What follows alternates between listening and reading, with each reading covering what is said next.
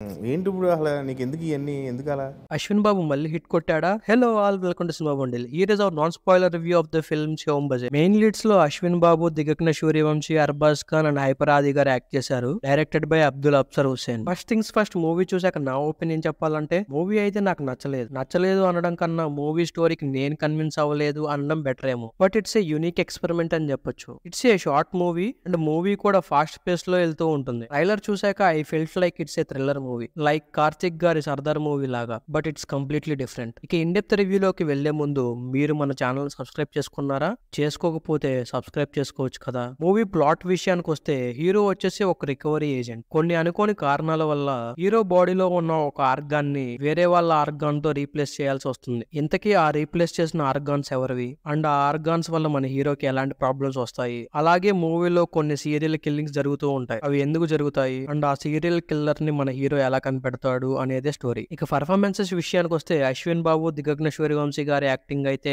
ఓకేష్ గా ఉంది. అండ్ మూవీలో హైపర్ ఆది గారి యాక్టింగ్ అయితే బాగుంది. ఆ కామెడీ టైమింగ్, పంచ్ డైలాగ్స్ అన్ని బాగా వర్కౌట్ అయ్యాయి. అలాగే అర్బాజ్ ఖాన్ గారి యాక్టింగ్ కూడా పర్లేదు. అండ్ మూవీలో యాక్షన్ సీన్స్ అన్ని బాగున్నాయి. Coming to the technicalities of this film, ఈ మూవీకి మ్యూజిక్ డైరెక్టర్ గా వర్క్ చేసింది వికాస్ గారు. ఫైట్ సీన్స్ లో బ్యాక్గ్రౌండ్ స్కోర్ అయితే బాగుంది. బట్ రిమైనింగ్ మూవీ మొత్తం ఏదో అలా ఉంది. అలాగే మూవీలో అక్కడక్కడ కేజీఎఫ్ బీజియం కూడా ఉంటుంది. మేబీ ప్రాపర్ గా చెక్ చేసుకోలేదేమో. అండ్ సాంగ్స్ కూడా అంతంత మాత్రంగానే ఉన్నాయి. అలాగే మూవీలో అశ్విన్ బాబు గారి కొన్ని ఎమోషనల్ సీన్స్ ఉంటాయి. వాటికి మనం కొంచెం కూడా కనెక్ట్ అవ్వం. And finally director Abdul Absar. Direction పరంగా ఓకేష్ గా ఉంది. అండ్ నాకు ఎగ్జాక్ట్ గా తెలియదు ఈ మూవీకి రైటర్ కూడా అబ్దుల్ అబ్సర్ గారైనా లేక వేరే ఎవరైనా ఉన్నారా అని. ఎందుకంటే స్టోరీ రాసింది ఎవరో గానీ నిజంగా ఒక దండం పెట్టచ్చు. మూవీలో స్టోరీని కన్విన్స్ చేయడానికి కొన్ని రిఫరెన్సెస్ ఉంటాయి. బట్ టు బి ఫ్రాంక్, అవి చూసాక కూడా నేనైతే కొంచెం కూడా కన్విన్స్ అవ్వలేకపోయా. స్టోరీని ఆడియన్స్ కన్విన్స్ అయ్యేలాగా రాసుంటే మూవీ అవుట్పుట్ ఇంకా బాగుండేదేమో అనేది నా feeling. So that's it for the review guys. నా రేటింగ్ వచ్చేసి 2.25 అవుట్ ఆఫ్ 5. మూవీ చూసాక